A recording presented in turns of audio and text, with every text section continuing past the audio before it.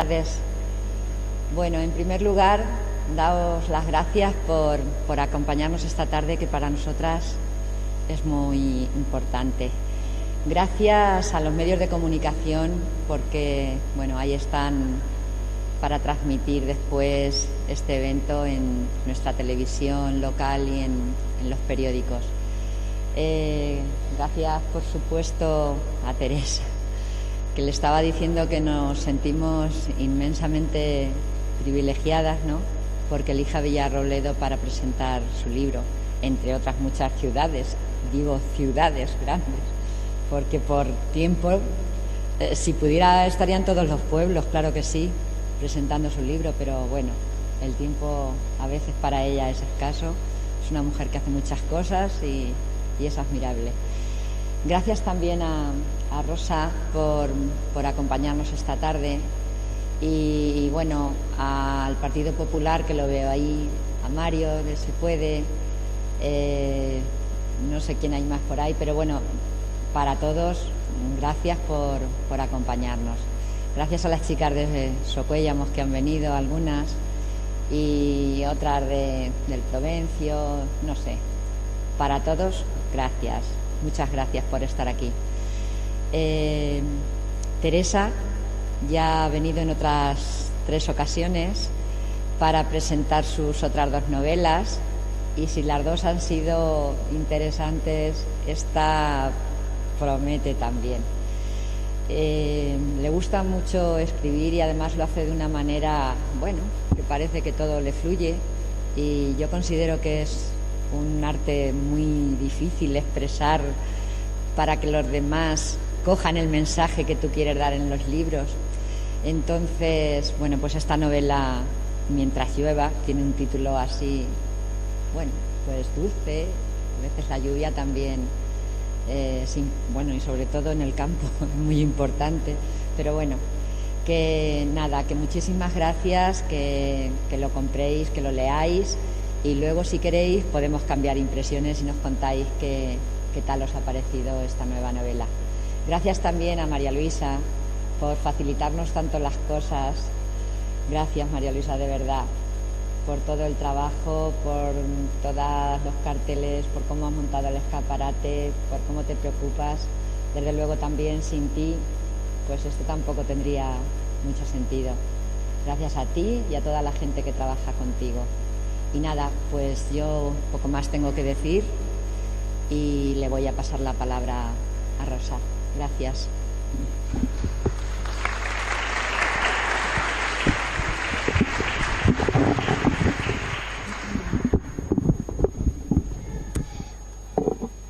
Buenas tardes a todos y a todas. Bienvenidos a este claustro del Ayuntamiento, a todos los que estáis aquí.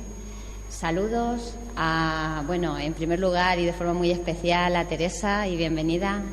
Saludos a los distintos miembros de la corporación, que os veo por aquí. Saludos, como no, a todos los miembros de la asociación de fibromialgia.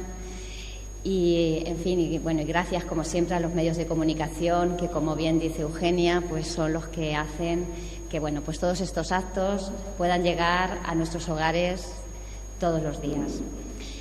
Gracias muy especialmente, como digo, Eugenia, a la asociación, por hacernos partícipes en este acto, esta tarde, de presentación de la tercera novela de Teresa, Mientras llueva. Muchas gracias.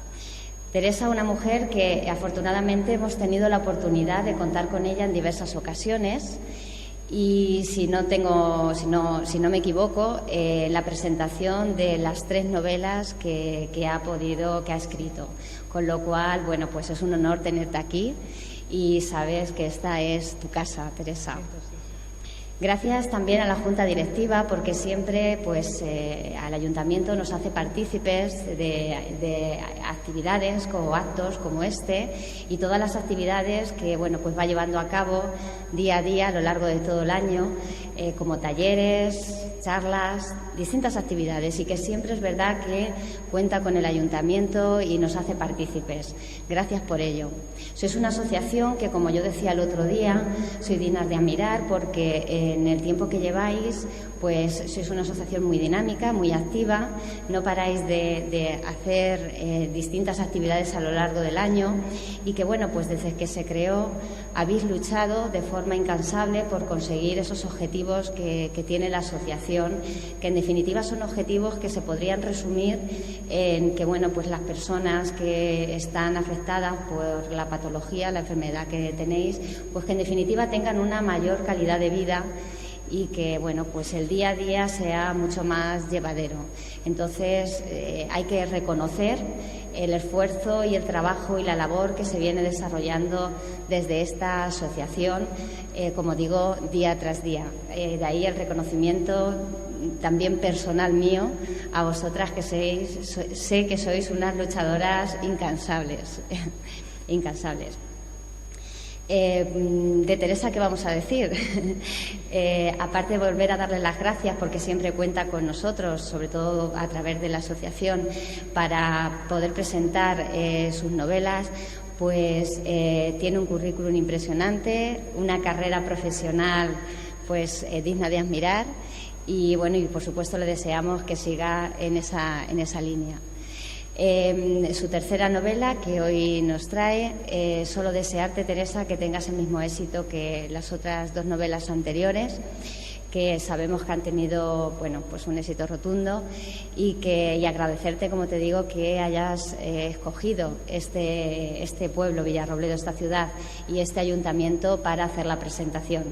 Me consta, además, de forma personal, que te une con esta asociación, pues además de una relación de trabajo o de actividades, te une una relación personal y de amistad muy estrecha y, bueno, pues así se ha ido viendo a lo largo de estos años.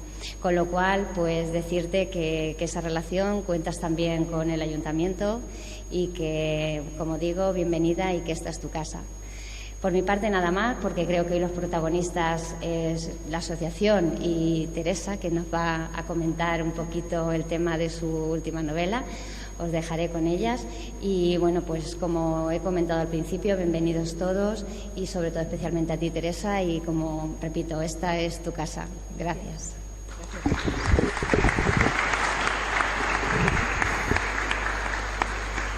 Pues sí, muchísimas gracias, buenas tardes. Esta es mi casa. Desde las primeras veces que pisé el claustro bellísimo del ayuntamiento me he sentido muy reconfortada, ¿no? Ese abrazo, a veces físico, siempre, no diría que virtual, pero sí una especie de espiritual, ¿no? Que tiene mucho que ver también con la novela, que recibo entre todos vosotros, lo noto, y me acompaña después en mi vuelta. Para mí, compartir mi trabajo, un trabajo que es tan especialmente emotivo y sensible, que nace tan de dentro hacia afuera, con vosotros no deja de ser una experiencia muy exquisita y en cierto modo mágica, ¿no? Porque cuando el autor, la autora, se expone en las páginas delante de sus lectores y ellos, lectores, lectoras, y ellos se acercan, tengo la sensación de que una parte del alma del autor, y en mi caso de mi alma, termina en vuestras manos, así que hago una especie de como de encomienda de cuidadla, por favor, porque este libro es material sensible. Así que nada, gracias a este lugar, a vosotros que estáis al otro lado. Ojalá algún día pueda venir aquí y no haya manifiestos que leer ni reivindicaciones que hacer desde Afibrobi o desde el resto de las asociaciones de las localidades cercanas, ¿no? Ojalá no tengamos que hablar de fibromialgia, de fatiga crónica, no haya que tirar de las orejas a los estamentos médicos, oficiales, etcétera, etcétera, y vayamos encajando las dolencias de la enfermedad de una forma muy iba a decir normal si es que hay una forma de encajar la enfermedad, que casi es un eufemismo decirlo así.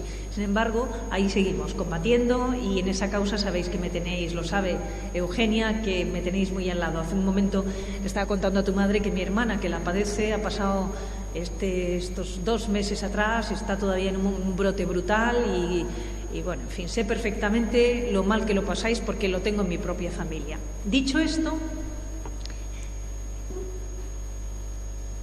¿qué es una novela sino un viaje? A veces el viaje te obliga a, qué bien, ¿no?, a moverte del sitio y a ir a otros lugares y conocer otras gentes y otros paisajes, adentrarte en una casa o en un palacio o en un pueblo, un municipio, ver todo aquello y llegar después con la maleta llena de recuerdos y trasladarlos a un papel. Otras veces el viaje es intensísimo, pero no te mueves de la butaca, ¿no?, de la silla donde escribes y de la pantalla de un ordenador. Es curioso porque cuando terminé la anterior novela, que me había trasladado a México, e incluso la anterior de la anterior, es decir, aquella Memoria del agua que me hizo mirar un rincón de esta tierra que se llama Castilla-La Mancha, yo tenía no sé si la necesidad, pero sí tenía el reto personal de ser capaz de crear de la nada y desde un sillón, desde una silla, de crear todo un universo, es decir, hacer un gran viaje sin moverme, y lo logré. La experiencia para mí ha sido tan enriquecedora, me ha hecho crecer tanto, me ha hecho además abrir muchas ventanas a aspectos no diré del conocimiento, pero sí de la intuición humana, de la sensibilidad humana, que antes estaban medio entornadas, que le agradezco a la vida o al destino o a esa cosa que se llama inspiración, que me pusiera frente a mí este viaje, que por encima de todo, con independencia de que sea el viaje de Alma Gamboa, mi protagonista, de un punto de España a otro punto que ahora os lo voy a contar, es todo un viaje para analizar el amor desde todas las perspectivas, las relaciones familiares, el vínculo de la sangre, los secretos de las familias,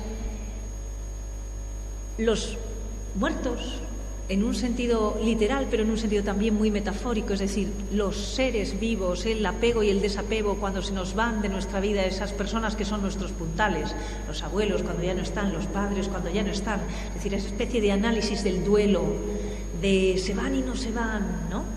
Todo ese viaje lo he hecho yo sin necesidad de un psicólogo que me ayudara, aunque tenemos por ahí el nuestro. Pero a veces escribir, tengo algunas amigas, de hecho consulté a una muy buena amiga psicóloga la diferencia entre amar con locura y locura de amor, y me explicó que son cosas muy distintas. Y ella me dijo, sabes, yo creo que tú, así a priori, ¿no?, te puede suceder un hecho muy traumático y necesitarlo. Y me dijo, Beni, se llama mi amiga psicóloga, nunca lo vas a necesitar. Lo de la terapia es un poco de diario, porque ya lo haces cuando escribes, que eso yo creo, incluso los psicólogos muchas veces recomendáis escribir, ¿a que sí? Bueno, pues este libro ha sido un gran viaje al mundo de las emociones. Yo quería abordar todo eso, los grandes sentimientos de la vida, las grandes emociones, por eso hablo del amor tanto, pero también el misterio. No concibo la vida sin misterios, sin puertas cerradas, sin desvanes, sin casas misteriosas, sin álbumes de fotos en los que cuando los miramos no podamos decir, vaya, yo no sé quién es esta persona, y cuando preguntamos hay un silencio a nuestro alrededor.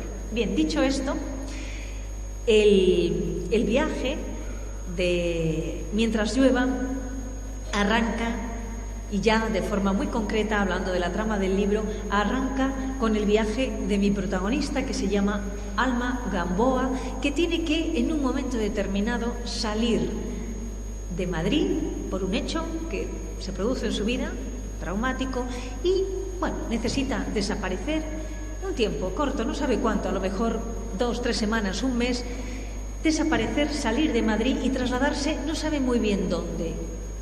Y cuando está buscando un lugar en el mapa, su dedo cae en un punto de la cornisa cantábrica que se conoce como Malpaís. Es un lugar imaginario que perfectamente el lector puede ubicar en Santander o en Asturias o en el País Vasco, donde se encuentran las raíces de su familia materna. Ella ya no tiene padres, no tiene hermanos, no tiene abuelos, y se traslada hasta allí pensando que, bueno, voy a conocer la familia de mi madre, voy a ver lo que queda de la familia, que es apenas una tía, voy a ver cómo era aquella vieja casa, trato de lamer esas heridas que tengo en este momento, que están tan abiertas y tanto me duelen, y luego ya volveré a Madrid, a mi farmacia, que es a lo que ella se dedica. Lo que no imagina es que ese viaje, aparte de un viaje físico, va a ser un viaje brutal en su vida, que le va a obligar a dar la vuelta, va a obligarle a darle vuelta a esa vida como si fuera un calcetín. Tendrá que enfrentarse a quiénes eran de verdad, los miembros de su familia, los secretos, algunos bonitos, otros no tan bonitos, al amor que se le cruzará, que dejará de cruzársele varias veces, a un libro secreto, etcétera, etcétera. Ese viaje que yo realicé sentada en una silla empieza siempre de la misma manera y es, a ver si voy aquí, y es buscando, creo que mejor aquí, bueno, ahora buscando una fotografía. Mis viajes de la escritura me llevan a rodearme de nombres, escenarios, casas y, por supuesto, personajes que me inspiran todas las historias. Tenía tal fijación con mi protagonista, que siempre se llamó así, nunca dudé su nombre. Su nombre, Alma, tiene toda una connotación, aparte de llamarse Alma porque así se llamaba su abuela, es porque parece que está predestinada, ¿no?, a bucear en eso, en el alma de las personas que la rodean. Tenía tal obsesión con Alma que necesitaba dar con un rostro y con un aspecto que podría ser perfectamente el de cualquier joven de 26, 27 años en aquellos años 40. Pero cuando estaba buscando el rostro de Alma, aun a sabiendas de que mostrar un rostro es cercenar en alguna medida la imaginación del lector o de la lectora, que siempre piensa en cómo puede ser el personaje a su manera, me topé con un vestido, que es ese que hay ahí.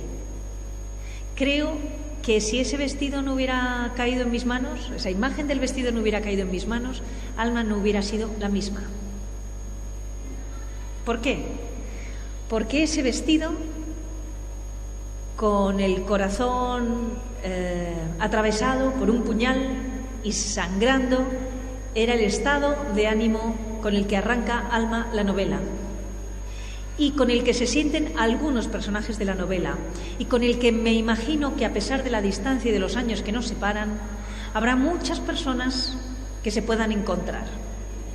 Es decir, la sensación de que les han herido, que les han lastimado su corazón, que se lo han roto, que un desamor inesperado, no metabolizado convenientemente, no superado, etcétera, etcétera, etcétera, te deja así, el corazón atravesado con un puñal. Ese es un instante en la vida de Alma, pero solamente permite esa fotografía una aproximación al personaje que luego tiene que ir cambiando a lo largo de la novela. Sí es verdad que, a pesar de la fragilidad que emana la fotografía, yo me he permitido en ese viaje crear un personaje que se acerca mucho a las mujeres, también a los hombres, pero a las mujeres de este siglo XXI. Alma es tan emocional como nosotras, tan tenaz como nosotras, tan fuerte como podemos serlo, tan enérgica, curiosa, pasional y, esto me parece muy interesante, tan valiente, tan misteriosa y tan trascendental. Mi protagonista es farmacéutica. No es una frivolidad esa profesión. ¿Por qué? Porque necesitaba y buscaba y quería a una mujer que tuviera una mente aparentemente, y lo pongo entre comillas, masculina. Es decir, no era una mujer que se movía en aquellos años 40 entre los fogones de una casa con un delantal cuidando de los niños. No, ella tiene dos obsesiones en la vida, o más, pero bueno, las puedo resumir en dos. Una, valerse por sí misma, tener una mente muy analítica, muy racional, todo lo trata de explicar por la cabeza.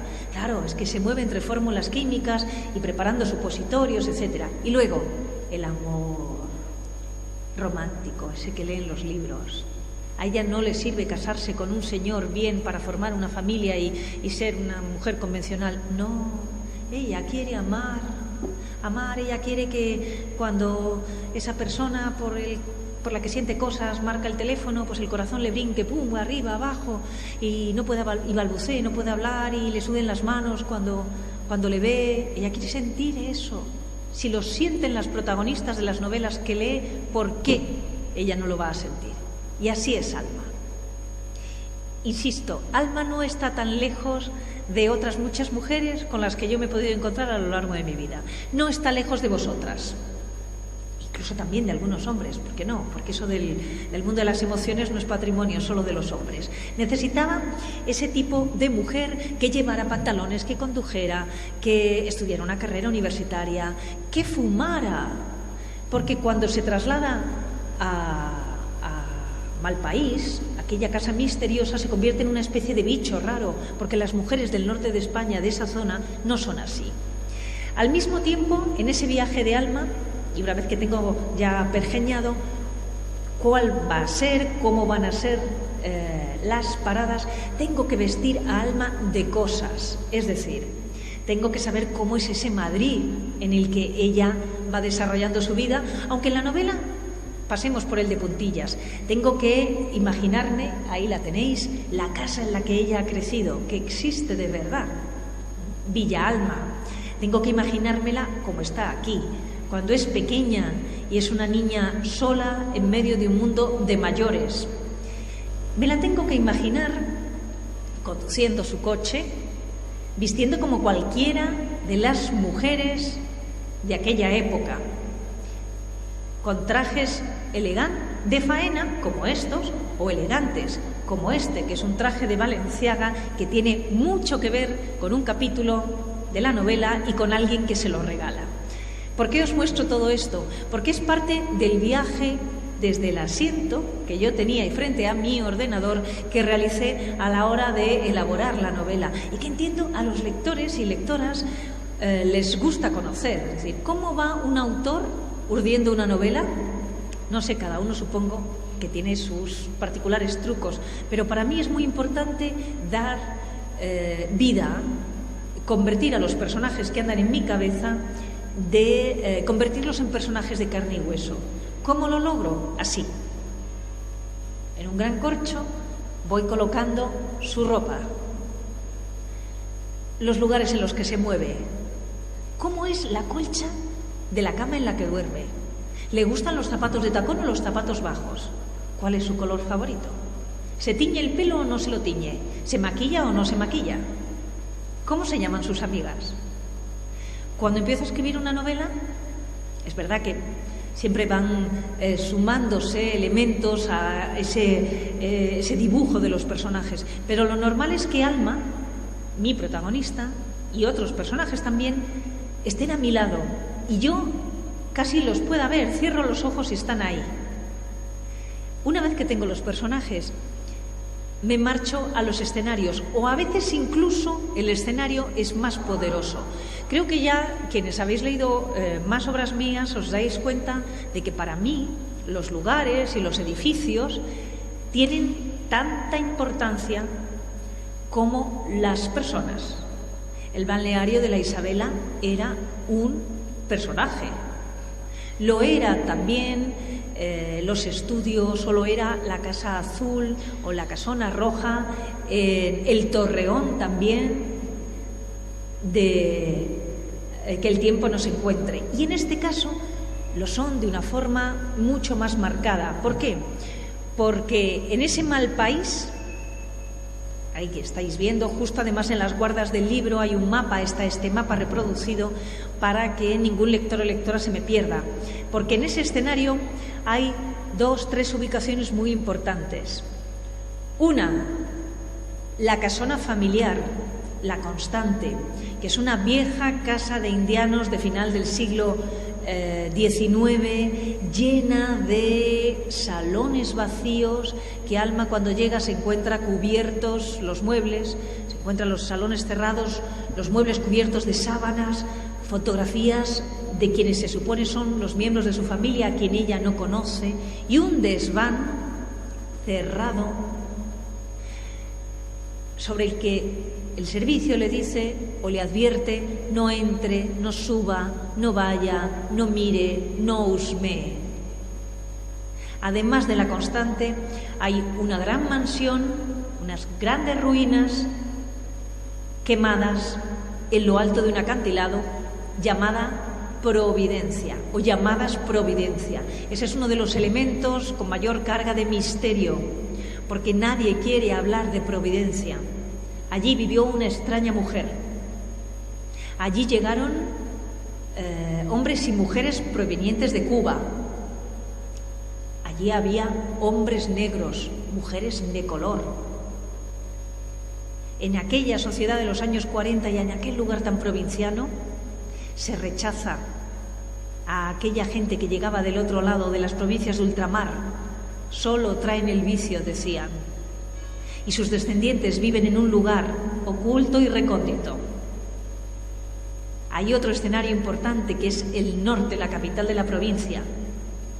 Esos escenarios, que son en los que se mueve Alma, tengo que ir creándolos de la nada, tengo que ir dibujándolos, teniendo como referencia siempre esto, el mar, el agua, que para mí es muy importante, pero yo tenía la absoluta convicción de que para esta novela debía de dar entrada a un agua muy distinta a la que había tenido en mis dos anteriores novelas. Si en la primera aparecía el río Guadiela, las aguas de la Isabela, un paraje bucólico, un río tranquilo, si en la segunda aparecía el Caribe, el Atlántico, el Pacífico, un mar que era una promesa de redención, que estaba al otro lado de ese mar estaba España, aquí tenía que rodearme de un mar inhóspito, duro, gris, que se convierte en otro personaje más, como lo es la lluvia, porque cuando ella llega a Malpaís solo llueve. Un mar que fuera capaz de abrigar grandes casas como esta. Aquí está la constante, o la entrada de Providencia, que es un lugar misterioso como esos que hemos visto tantas y tantas veces en las películas, y ¿por qué no? A mí no me importa reconocerlo. Me recuerda a Manderley de Rebeca, porque cuando estaba escribiendo era la referencia que volvía una y otra vez a mi cabeza, porque de alguna manera Alma Gamboa corriendo por esos riscos me recuerda a las imágenes que había visto desde niña en la película Rebeca, que antes de película de Hitchcock fue una preciosa novela de Daphne du Maurier que Hitchcock adaptó maravillosamente. Sin embargo, y a pesar de la importancia que tienen las casas, ahí está la casa misteriosa de Providencia, los desvanes o el desván lleno de objetos que van a recordar a los miembros de la familia Alma. Sin embargo, a pesar de todo ese ambiente oscuro y gris, Alma va a permanecer un tiempo muy concreto en Malpaís. El tiempo en que llueve y deja de llover. Porque la lluvia no es sino una metáfora de su propia vida. La lluvia guarda secretos, pero al mismo tiempo también se los lleva. La lluvia es la que permite alumbrar lugares hermosos, llenos de vegetación, de flores, rincones únicos. Cada vez que aparece el sol, Alma se encuentra con una tierra mágica. Ella siempre dice, esto en el centro de la península no me lo encuentro. ¿Qué lugar tan hermoso? ¿Qué es esto, por ejemplo? Una cala deliciosa con una cabaña que guarda también muchos secretos, un lugar tan mágico al cual le conduce el camino de los deseos. En la medida en la que tengo los escenarios, tengo a mi protagonista principal, me doy cuenta de que una parte de los personajes importantes para ella no están vivos. Están ahí, aparecen, desaparecen. Son una imagen en una fotografía, una referencia en una carta, otra referencia en un libro, un cotilleo en el pueblo, un chascarrillo, un no mire usted la vida de esta persona porque no le va a gustar. Y esos personajes son los que al mismo tiempo van a animar a Alma a buscar y buscar y buscar, que es el objetivo real del viaje que ella emprende un día, dejando atrás su botica y trasladándose a Malpaís.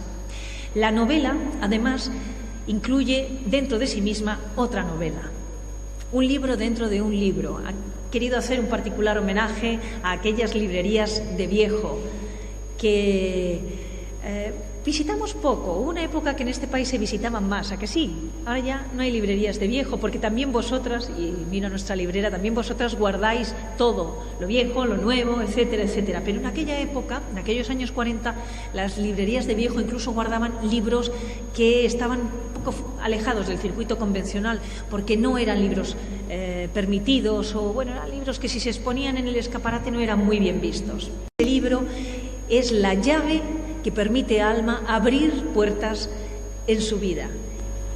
Y según las abre tiene que ir encajando otra serie de personajes. Por ejemplo, sus tíos, como el tío Fabián, que era una especie de bohemio, borracho, colgado de aquellos poetas parnasianos, ¿no? de comienzos del siglo XIX. O su madre, aquí siendo niña, la abuela Alma, alemana, su tío Ventura, que se casó con una cubana misteriosa, sus abuelos, su tío Ninu, que es un referente continuo, porque era el bueno de la familia. En todas las familias hay un personaje muy bueno, muy bueno, muy bueno, pero al que la vida parece que zarandea y le causa mucho dolor. O la única tía viva, Eunice. El proceso que permite a Alma componer todos esos miembros de la familia hasta dar forma a su vida, es un proceso que el lector va realizando también en primera persona. Y no porque la novela esté escrita en primera persona, que no es así, sino porque es lo que se conoce como novela en marcha. Yo quería escribir una novela en presente. ¿Y por qué hago una novela en presente cuando estoy hablando de los años 40? Porque ese tipo de escritura se asemeja mucho al de la narración cinematográfica. Quería que el lector, me cuenta muchas veces que de mis 3 novelas esta es la novela más visual, que parece una película cuando la estás leyendo. Yo quería que el lector sintiera ese vértigo que sentimos cuando estamos en el cine y vemos que la protagonista está a punto de abrir una puerta y sabemos que detrás de ella la ha visto antes. ¿Y por qué llega a las manos ese libro?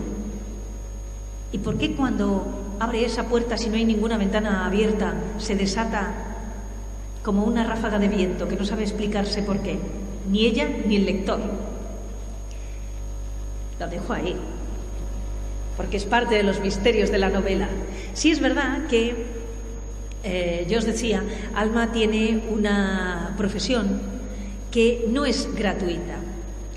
El mundo de la farmacia es un mundo mágico. Es un mundo que entronca directamente con la idea de alquimia de la vida, ¿no? Quien va preparando las fórmulas químicas, quien va atendiendo al paciente, cliente, ya no sabe muy bien si de llamar clientes o pacientes a las personas que llegan a su farmacia y tiene que reconfortarles no solo un dolor articular, sino el alma. Porque quien llega a la farmacia y dice, ay, qué dolor de cabeza, me duele toda la cabeza, es horrible. Entonces le cuentan toda su vida y ella pregunta, como preguntaba su padre, que era farmacéutico, y al final descubre que es que lleva una semana sin hablarse con su marido, porque se han enfadado. Y entonces ella tiene que, al mismo tiempo, reconfortar a esa persona. La manera en la que el cuerpo y el alma se relacionan, y se relacionan también a través del mundo emocional, es algo muy novedoso, que Alma vive en aquella época, pero que digo es novedoso porque es algo que ya los propios médicos nos dicen ahora, en tiempo presente. Quiere decir que hay que dejarse llevar por la intuición, que es uno de los aprendizajes que obtiene Alma en ese viaje, porque Alma empieza siendo una mujer escéptica y descreída, y muy lógica, y sin embargo, cuando acaba la novela, es una mujer libre, es una mujer intuitiva, es una mujer que cuando toca una mano y siente calor, entiende que la piel de la otra persona le está hablando. Antes nunca lo hubiera sentido así, y cuando acaba la novela es mucho más flexible e infinitamente más sabia, a pesar de que solo hayan pasado 6 meses, porque la novela transcurre en apenas 6 meses. Me guardo para el final esas imágenes que estáis viendo ahí, me parecen muy curiosas porque me gustan mucho, ya lo sabéis si me habéis leído, me gustan mucho todos estos tratamientos médicos, químicos, etcétera, etcétera, que se hacían en aquella época, y en Malpaís, en ese viaje, Alma tiene posibilidad de de acercarse a unos laboratorios y a una peluquería o tienda de estética en aquellos años 40, donde se hacían, mirad qué tratamientos tan curiosos. Ahí tenéis a una mujer, por ejemplo, esta señora le están practicando una terapia para quitarle la celulitis. Estas cosas se hacían entonces, en los años 40. O por ejemplo, mirad, una terapia succionadora para devolver la tersura a la piel. Cosas curiosas. Alma, por cierto, no le gustaba nada de eso, pero bueno. Me guardo para el final una pequeña derivada que incluyo en la novela y que me permite enroncar con una pregunta, enlazar con una pregunta o dos preguntas que voy a haceros. Y como además tenemos mucha confianza, sé que vais a participar vosotros, porque esta es una tierra donde eso se vive de una forma especial. Dado que cuento antes una cosa. Cuando trataba de encajar la novela en un género, cosa que me cuesta bastante, porque mis novelas yo creo que beben de varios géneros, pero bueno, cuando traté de pensar, en fin, ¿estás trabajando en qué? Yo dije, bueno, la novela es una intriga psicológica, sin duda, vale, pero al mismo tiempo no me servía esa idea de ¿es un thriller psicológico? No es un thriller psicológico, es una novela romántica, bueno, es una novela de grandes sentimientos y es una saga familiar, pero sobre todo también es una novela de secretos familiares y de misterios. Y de misterios en el sentido más tradicional del misterio, porque reivindico ese misterio con el que hemos crecido, que nos remite a los clásicos de toda la vida, desde Jane Eyre hasta Cumbres borrascosas, hasta, por supuesto, Rebeca o Agatha Christie. A mí me gusta mucho ese tipo de novelas y quería hacer, con Mientras llueva, un homenaje a esas novelas. Pero cuando estaba abordando el misterio, me topé con algo francamente interesante. Y eran las sociedades espiritistas que se dieron en España a final del siglo XIX.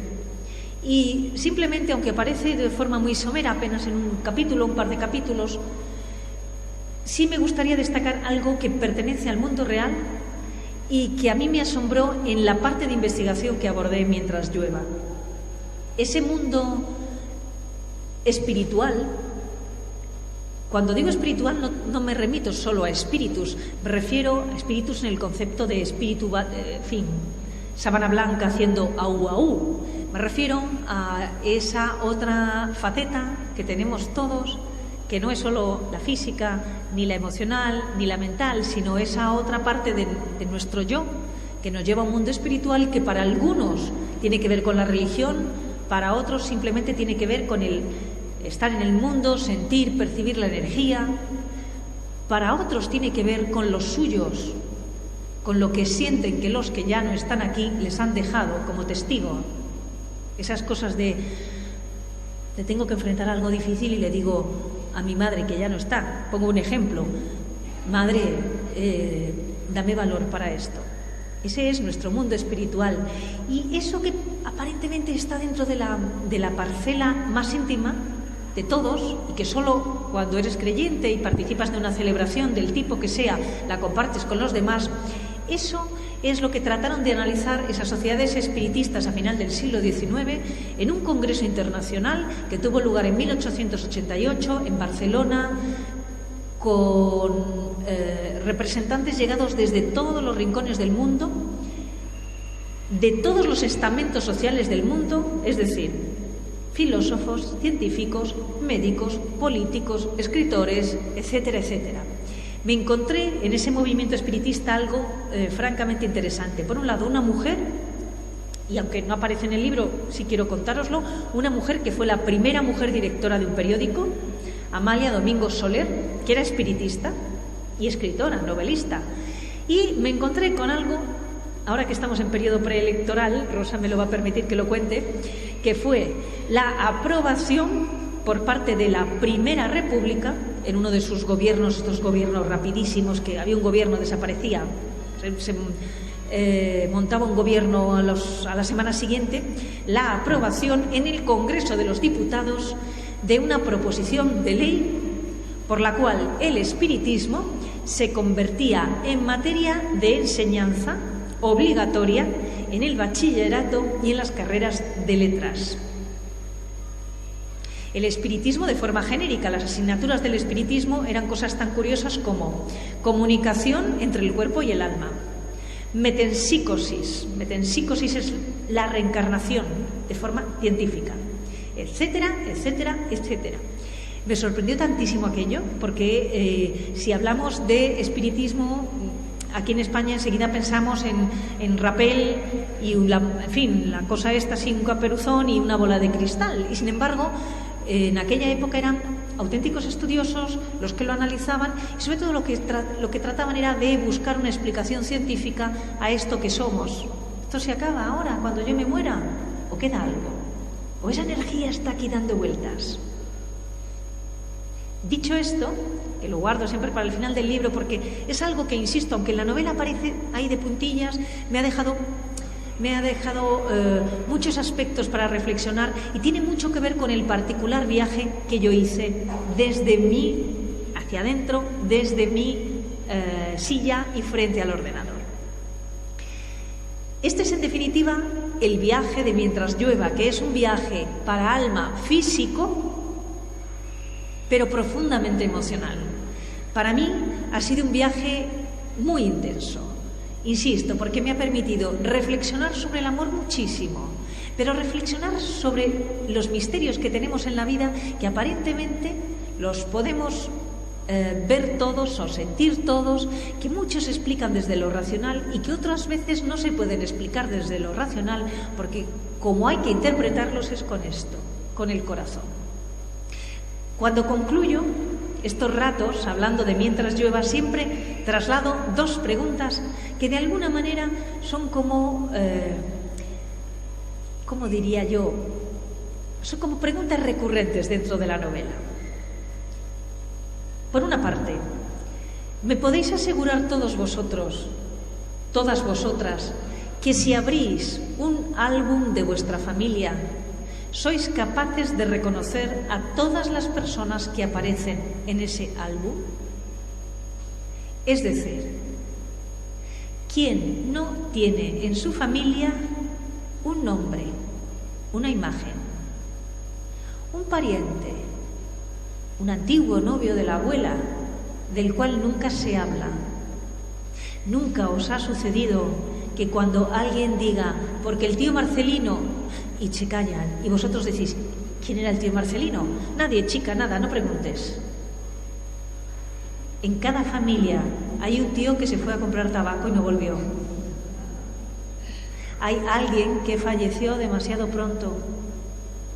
Alguien que dejó una carta que no se ha abierto. Alguien a quien se extraña, pero mencionar su nombre duele mucho hacerlo. Es decir, todas las familias tienen secretos, y si no los tienen, yo no me fío de esa familia. Y segunda cuestión, y ya concluyo, con la mano en el corazón. Y esta es una tierra pegada a la tierra, y que precisamente por estar pegada a la tierra percibe de una forma especial. ¿Nunca habéis sentido un frío inesperado en una habitación? ¿Nunca habéis sentido que alguien importante en vuestra vida, que ya no está, os manda un mensaje? ¿Nunca habéis sentido el hecho de, estoy pensando en alguien, suena el teléfono y es esa persona? ¿Quién no ha tenido una premonición? ¿Quién no ha previsto algo que va a pasar? Leche y pasa. Hay un mundo sensitivo, sensorial, que nos lleva a esa entelequia rara llamada mundo espiritual, que no hay que racionalizar, solo sentir. Es probable que dentro de unos años, no sé, un siglo, los científicos nos digan que todo eso está en nuestro cerebro porque solo estamos utilizando una parte. No lo sé, no lo sé explicar, pero que suceden cosas que no ven nuestros ojos y que no interpreta nuestra razón, es un hecho. Pero no son cosas para asustarse, son cosas para demostrar que el ser humano es muy, muy rico. Gracias, ha sido un placer.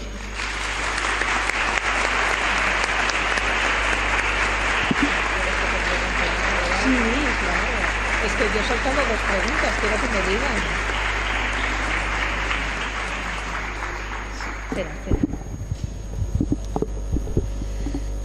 Bueno, como veis, súper interesante la novela. Yo decía que prometía.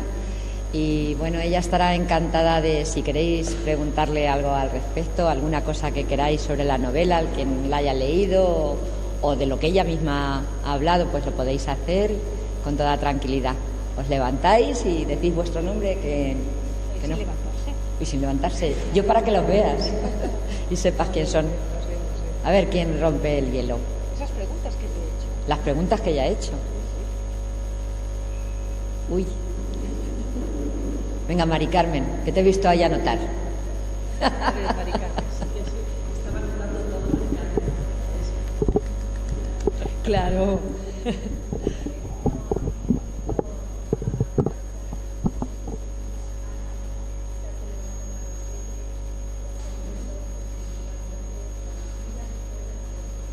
Ah, no lo sabía.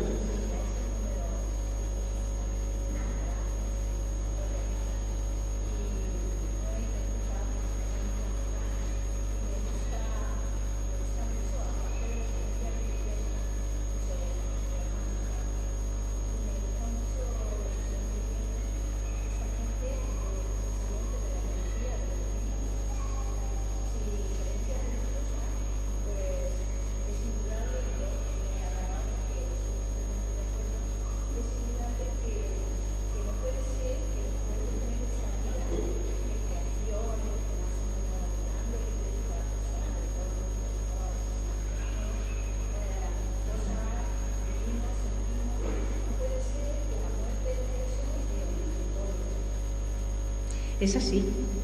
Pero fíjate que para mí, cuando yo os decía que ha sido un viaje personal, y no es porque yo no haya sido una mujer espiritual, ¿no? Pero es verdad que ha sido un viaje personal muy intenso porque me ha hecho plantearme a mí misma estas cuestiones. Y sí es verdad que respecto de algunas cosas, bueno, yo partía con un enorme escepticismo y en la medida en la que he ido evolucionando, me ha pasado como Alma, ¿no? Yo he dicho, oye, ¿y por qué no? A lo mejor a ti no te sucede, ¿y por qué no les va a pasar a otras personas? Eso por una parte. Por otra parte, hombre, negar nuestra vida espiritual, que en estos años atrás lo hemos hecho, porque esta crisis, si nos deja una lectura, es la lectura del humanismo, con independencia de la economía, la política, etcétera. Es decir, hemos vuelto a lo que somos, es decir, la esencia del ser humano. Y creo que ahí es donde de verdad tenemos que estar, con independencia de que nos vaya mejor o peor la economía, con independencia de que nos quieran más o menos, porque hay esa insatisfacción permanente incluso cuando todo alrededor aparentemente te va bien. Porque tu vida espiritual, pero insisto, para algunos es la religión y para otros es la energía, el concepto de energía. Durante el tiempo de escritura hablé con muchas personas y me sorprendió encontrarme con manifestaciones muy sinceras y muy sólidas en agnósticos reconocidos y en hombres. Porque parece que estas cosas es muy de mujeres, ¿no? Las mujeres estamos hablando que si la emoción es lo otro. No, en hombres que te reconocían. No, yo no creo en Dios ni en nada, pero yo creo en la energía y la siento. Me gustaba porque me di cuenta que es que todos nos hacemos esas preguntas y a lo mejor las hacíamos a título privado, ¿no? Y yo, oye, pues las tenía ahí y he tenido que escribir una novela que de alguna manera, en fin, me va llevando y me hace otra serie y que me ha permitido preguntarme muchas cosas. Es como cuando nos equivocamos con el amor una y otra vez. Esta especie de desazón que los hombres también les pasará, pero las mujeres, se lo escucho mucho a las mujeres, es que mala suerte, es que siempre me enamoro, es que siempre me pasa lo mismo, es que siempre caigo. Y hay un momento que mi protagonista piensa, a ver si tengo una tara. A ver si la forma de enamorarme de quien no debo es genética y es hereditaria y me viene porque a mi madre le pasaba lo mismo y a mi tío también y a mi otro tío también. Es decir, todo este tipo de cosas son viajes hacia adentro, pero que los compartimos todos. Estoy convencida. Y aquí, y es curioso porque yo os vuelvo a decir la pregunta, ¿quién no ha sentido algo especial o quién lo ha sentido? Ah, que no lo quiere decir. yo lo sé. Pero para mí está siendo muy estimulante, porque me estoy encontrando en todas las presentaciones con personas que comparten algo y cuyos perfiles a priori no son los de... O sea, me niego rotundamente a que alguien diga, no, bueno, es que esto pertenece a una clase cultural más... No. El otro día en Valladolid una señora estupenda se me acercó y me dijo, se me ha muerto mi pareja hace 5 meses y su fotografía cambia de sitio continuamente. Entonces ella me explicaba que tiene su fotografía colgada en un punto de la habitación y aparece colgada, descolgada y en la almohada donde él duerme. Que se lo ha consultado a su psicóloga y su psicóloga le ha dicho, no le busques explicación. Psicólogo, allá que lo cuento. No le busques explicación. ¿Qué? Y las premoniciones también. Y las premoniciones. Y las intuiciones de... No hagamos esto. Es que ya lo sabía, si es que algo dentro me dice que eso no va a funcionar.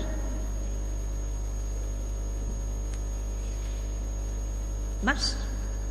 No sé si que te he contestado, Carmen. Sí, ¿no? A ver, las fotos de la familia, que eso me gusta mucho.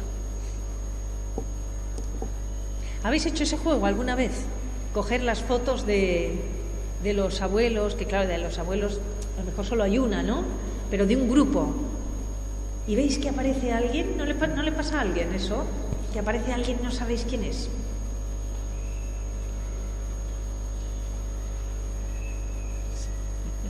Pero no me lo queréis contar. ¿Os habéis encontrado alguna vez con un secreto de la familia de estos que... Sí. ¿Tú lo quieres contar?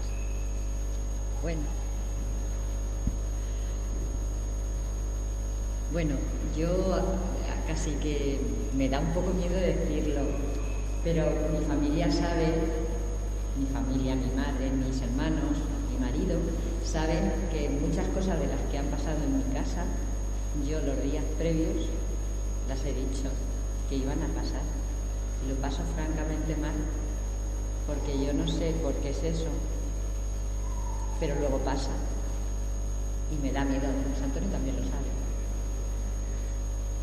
Pero es que no tienes que... Tengo la sensación, ¿no? O sea, si algo he aprendido de este libro es que no hay que buscarle una explicación.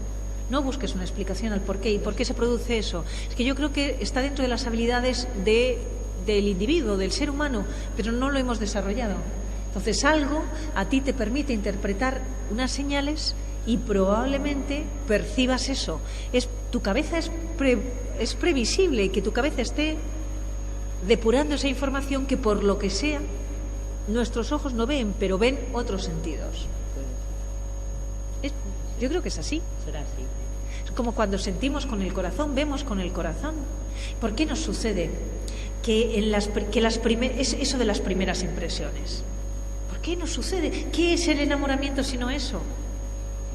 ¿Qué hace que podamos conocer a alguien, hablar durante 1 hora con esa persona y decir, me casaba con él? Ostras, es imposible que te quieras casar con una persona a quien has visto 1 hora. Y pasa. Es así. La novela también tiene una pequeña reflexión sobre eso, sobre lo de se besan y aparecen estrellas sobre el cielo. Porque además de eso hay que reflexionar otras cosas. Pero bueno, ya no cuento más porque entonces os estoy contando demasiado la novela. Pero qué chulo. No sé si a lo mejor mi madre luego me va a regañar, pero hace poquitos días ella sintió como mi padre estaba con ella, olió su olor y la sensación de tenerlo cerca, y ella miró toda y nos lo contaba con lágrimas en los ojos. Digo, pues ¿por qué ha estado, mami? ¿Por qué ha estado contigo esta noche? No hace mucho, hace muy poquito, no era un mes. Y esos fríos que tú dices cuando pasas a veces a un sitio y dices, uy, este frío, y además no hace frío. Es verdad que son sensaciones que se viven. Y yo creo que las vivimos todos aunque nos callamos. Yo, para un personaje que aparece en la novela, tuve que documentarme con una persona que tuviera las mismas habilidades que ella. Y es curioso porque yo nunca había reflexionado en esto que me está contando Eugenia. Y ella, que es medium profesional, su abuelo participó en ese Congreso Internacional Espiritista de final del siglo XIX. Ella me contaba, ella empezó a sentir estas habilidades especiales desde que es una niña. Hay una anécdota que yo refiero en el libro, y me contaba que las primeras percepciones son olfativas. Son olfativas, y que es frecuente que alguien sienta el olor de un ser querido y que le puede parecer raro o puede pensar que es su cabeza, pero lo curioso es que es común eso. Como es común algo que a mí me explicó, y es curioso porque yo le pedí, ¿no?, que nos recuerda, no, y además es curioso porque yo quedé con ella en un café en Madrid y mantuvimos una conversación de 1 hora y pico, y me pareció una mujer tan especial que dije, yo te quiero volver a ver. O sea, hice como ¿cómo diría? Como quiero volver a verla. Y cuando nos despedimos me dijo, no, pero no nos vamos a volver a ver. Y es verdad, no nos hemos vuelto a ver. Y las veces que, como le incluyo en los agradecimientos, las veces que he querido, le mando un mensaje, lo tiene apagado, no sé por qué, no lo sé. Y entonces ella me explicaba que se sentía así, o sea, percepciones olfativas, percepciones, y me dijo, al principio se ven como una especie de sombra, y suele suceder que ves una sombra como si tuvieras una legaña en una esquina del ojo, una sombra así como grisácea. Entonces, cuando me lo estaba contando, me callé, y debió de notármelo en la cara, y me dijo, ¿ya has empezado a verlas? Y yo llevaba como 15 días con la sensación, cuando estaba escribiendo en el ordenador, que tenía una legaña y me hacía así todo el rato. Y, jolín, ¿qué me pasa que no veo por ahí? Y veía una cosa gris aquí. No me ha vuelto a pasar. No sé si era su gestión por lo que me estaba contando, pero... Puede ser. O sería. No lo sé. No lo sé. Pero bueno, no era mi intención que entráramos en esta especie de juego. Os he preguntado lo de los secretos. ¿Habéis descubierto secretos sobre vuestras familias? ¿A que sí? ¿A que sí? Bueno, yo os animo, por supuesto con independencia de que leáis la novela, a que hagáis ese pequeño juego, ¿no? De mirar de las fotos de la familia, ¿no? De echar un vistazo atrás y decir, ¿y este quién es? ¿Este quién es? ¿Este quién es?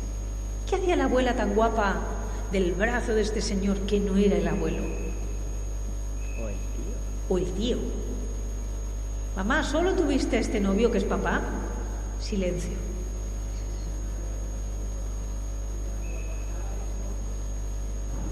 Las rompían. Qué pena. Sí, fotografías cortadas. Claro, cada vez que veáis una fotografía cortada, pensad, ¿y aquí quién estaba antes? Un secreto de familia. ¿Y quién no ha tenido una casa con un desván? ¿La casa de los abuelos? ¿Con un desván? ¿O con un sótano? Con un sótano. ¿A que sí? ¿Con un sótano? ¿Qué te da miedo? La cámara. La cámara, que aquí se llamaban las cámaras, ¿sí? Efectivamente. ¿Qué serían de las casas? Estas casas de ahora son tan obvias y tan evidentes y con los techos tan llanos y tan... Bueno, en cualquier caso, viva el misterio. Gracias.